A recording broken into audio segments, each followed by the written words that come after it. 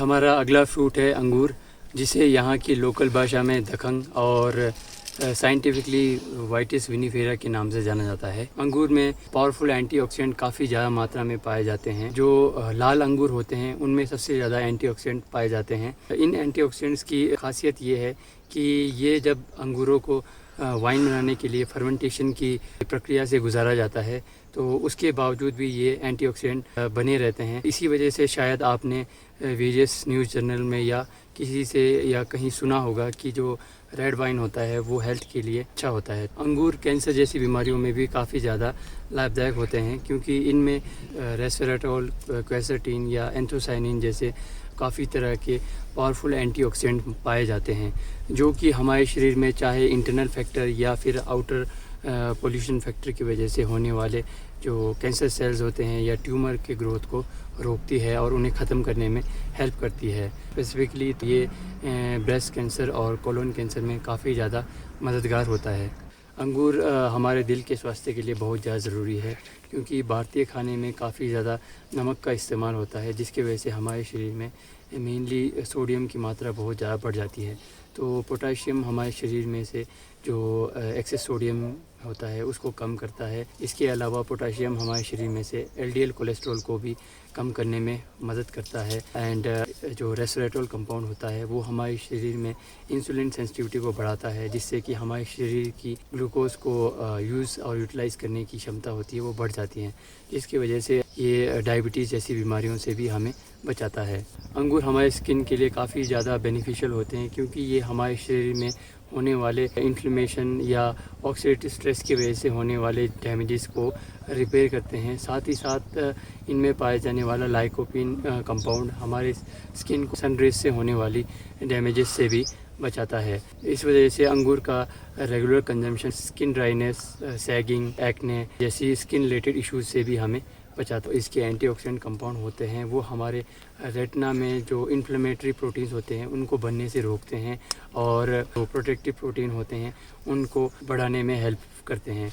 इस वजह से जो हमारे फोटो रिसेप्टर्स होते हैं, जो जिनकी वजह से हम देख पाते हैं या लाइट को एनालाइज कर पाते हैं, उसकी हेल्थ बनी रहती है। बात करें इसके कंजम्पशन की तो इसे लोकली कच्चा ही खाया जाता है। इसका मेजर यूज़ वाइन बनाने में किया जाता है। इसके अलावा इसे ड्राई करके और वेरियस टाइप के डिशेस में भी इस्तेमाल किया जाता है। हमारा अगला फ्रूट अखरोट है, जिसे यहाँ की स्थानीय बोली में काह कहा जाता है, और साइंटिफिकली इसे जगलन रेजिया या फिर जगलन नाइग्रा के नाम से जाना जाता है। लोकली इसके दो वेराइटीज़ यहाँ पर पाई जाती है, जिसे शिंका और मरगा के नाम से जाना जाता है। अखरोट में ओमेगा 3 फैटी एसिड्स, फाइटोस्टेरोल्स या दूसरे तरह के एंटीऑक्सीडेंट कंपाउंड्स काफ़ी ज़्यादा मात्रा में पाए जाते हैं, जो कि ये ट्यूमर्स के ग्रोथ को रोकने में और इवन उसे ख़त्म करने में बहुत ज़्यादा हेल्पफुल होते हैं, जिसकी वजह से ये कैंसर जैसी बीमारियों में बहुत ज़्यादा लाभदायक होता है। स्पेसिफिकली कहें तो ब्रेस्ट कैंसर और प्रोस्टेट कैंसर में ये बहुत ही ज़्यादा बेनिफिशियल होता है। इसका लो ग्लाइकेमिक इंडेक्स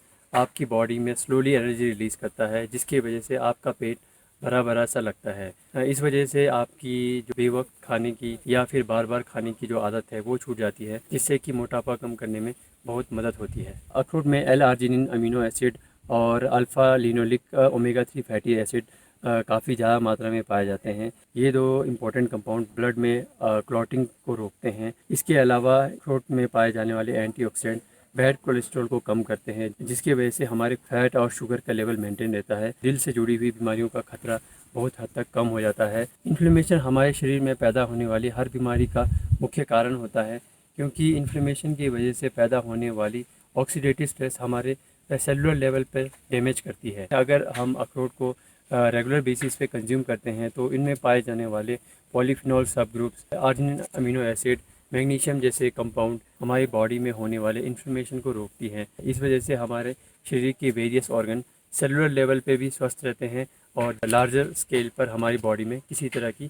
कोई बीमारी नहीं होती है। जो हार्ड शेल वाले अखरोट होते हैं उनका इस्तेमाल लोकली लोग चाय या खाने पीने की चीज़ों में करते हैं, जबकि जो सॉफ्ट शेल वाले अखरोट का इस्तेमाल यहाँ पर सांस्कृतिक कार्यक्रमों में फूल माला बनाने के लिए और साथ ही साथ देवी देवताओं के चढ़ावों में इस्तेमाल किया जाता है। हमारा अगला फ्रूट है चिलगोज़ा, जिसे यहाँ की स्थानीय बोली में री कहा जाता है। वेस्टर्न हिमालय या तिब्बतन प्लेटूज़ के आसपास जो इसकी वैरायटी पाई जाती है उसका नाम पाइनस जेराडियाना है, हालांकि ऑल ओवर द वर्ल्ड इसके और भी वैरायटीज़ पाई जाती है। चिलगोज़ा हमारे दिल के स्वास्थ्य के लिए भी बहुत लाभदायक होता है क्योंकि इनमें ओलिक एसिड जैसे मोनोसैचुरेटेड फैट होते हैं। इसके अलावा विटामिन ई और मैग्नीशियम जैसे की कंपाउंड भी होते हैं जो कि मिलके हमारे दिल के स्वास्थ्य को बनाए रखते हैं। इसके अलावा इनमें वेरियस तरह के प्लांट स्टेरोल कंपाउंड्स पाए जाते हैं जो कि हमारे शरीर में एलडीएल या बैड कोलेस्ट्रॉल को कम करके हमारे दिल को बहुत तरह के जो दिल से संबंधी बीमारियां होती है उनसे बचाती है। जब से कोरोना वायरस फैला है से लोगों के बीच में इम्यूनिटी एक बहुत ही मेजर कंसर्न रहा है क्योंकि अच्छी इम्यूनिटी का मतलब होता है कि आप बहुत तरह की बीमारियों से बचे रहते हैं। सो ऐसे केस में चिलगोज़े में पाए जाने वाले magnesium, copper, manganese, iron, zinc जैसे इंपॉर्टेंट मिनरल बहुत ज़्यादा इंपॉर्टेंट रोल प्ले करते हैं। इसके अलावा इसमें विटामिन ई भी पाया जाता है। मैंगनीज़ हमारे शरीर में सुपर ऑक्सीड डिस्म्यूटेस नाम के एंटीऑक्सीडेंट एंजाइम को बनाने में हेल्प करता है। इसके अलावा विटामिन ई एक लिपिड सॉल्युबल एंटीऑक्सीडेंट एंजाइम होता है और जो कॉपर होते हैं वो हमारे शरीर में वेरियस तरह के जो भी एंटीऑक्सीडेंट्स होते हैं उनको बनने में हेल्प करते हैं। सो ऐसे में जब ये तीनों मिलके वर्क करते हैं तो इससे आपकी इम्यूनिटी अच्छी रहती है और आप बीमारियों से भी बचे रहते हैं। चिलगोज़ा हमारे शरीर में मोटापे को कम करने के लिए और आपके एपेटाइट को बनाए रखने में बहुत ज़्यादा हेल्पफुल होता है क्योंकि चिलगोज़े में पिनोलिनिक ओमेगा 6 फैटी एसिड्स होते हैं जो कि हमारे शरीर में GLP-1 एंजाइम्स को रिलीज़ करते हैं। बेसिकली GLP-1 एक तरह के एंजाइम्स होते हैं जो कि हमारे शरीर में भूख को दबा देते हैं, जिसकी वजह से आप जब चिलगोज़ा खाएंगे तो उससे आपका पेट भरा भरा लगेगा। इस वजह से जो आपकी बेवक्त खाने की जो आदत होती है वो कम हो जाएगी और ये चीज़ मोटापे को या वेट लॉस प्रोग्राम के टाइम पे बहुत ज़्यादा हेल्पफुल होती है। चिलगोज़ा एक ग्लूटेन फ्री फ्रूट होता है।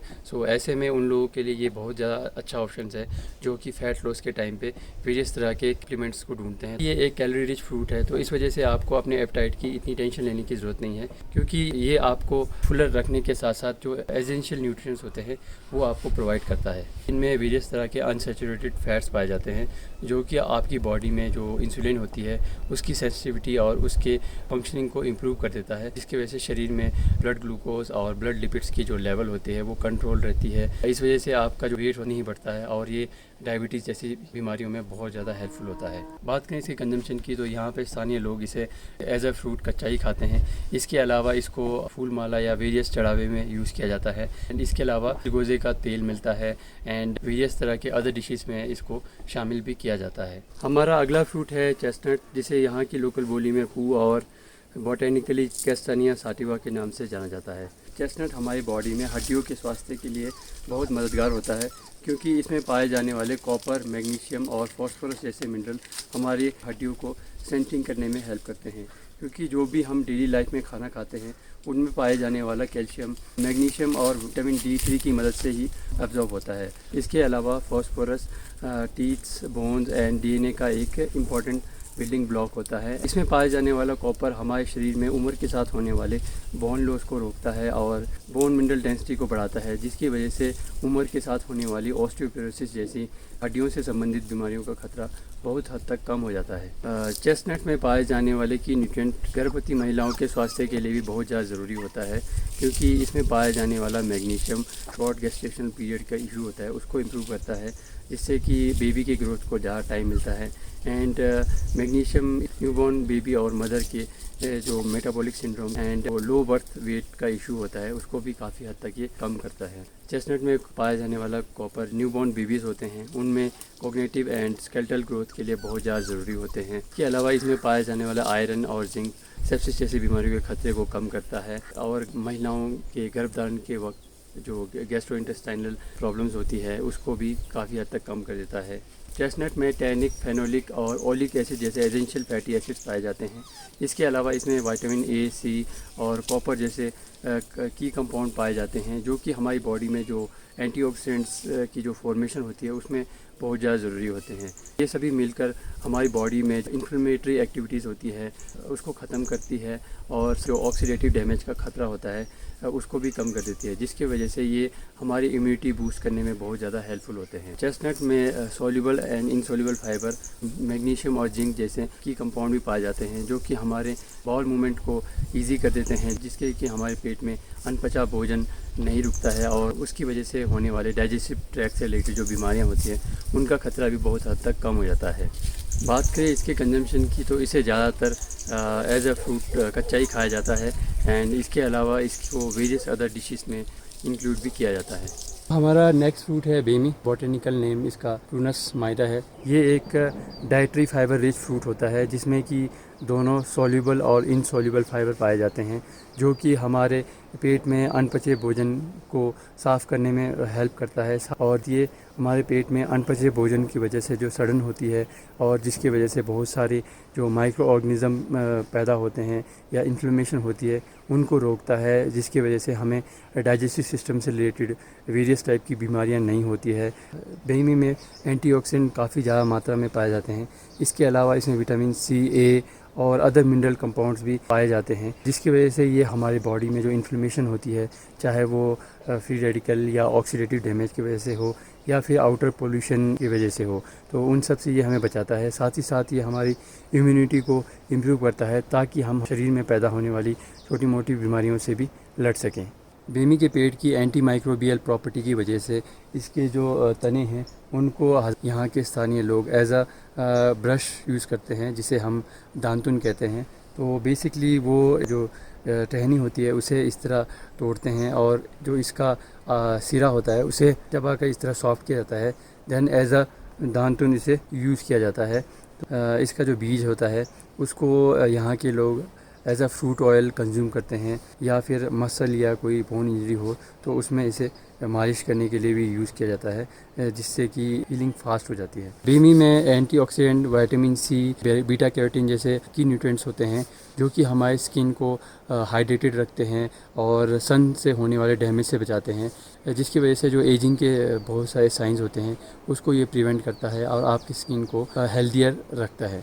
बात करें इसके कंजम्पशन की तो ज़्यादातर यहाँ के स्थानीय लोग इसे as a fruit raw consume करते हैं। इसके अलावा इसे एज अ फ्रूट ऑयल भी यूज़ किया जाता है। हमारा नेक्स्ट फ्रूट है आलमंड, जिसे साइंटिफिकली या बोटेनिकली प्रूनस डल्सिस के नाम से जाना जाता है। बादाम में पाए जाने वाले various vitamin, for example B complex या विटामिन ई, साथ में इसमें पाए जाने वाले फ्लेवोनॉइड्स या फाइटोस्टेरोल्स जो कंपाउंड्स होते हैं, ये ट्यूमर्स की जो ग्रोथ होती है उसको सप्रेस करती है, जिसकी वजह से ये वेरियस कैंसर डिजीज़ में काफ़ी ज़्यादा बेनिफिशियल होता है। साथ ही साथ ये अल्जाइमर या अदर जो हार्ट रिलेटेड डिजीज़ होती है उसमें भी बहुत ही ज़्यादा हेल्पफुल होती है।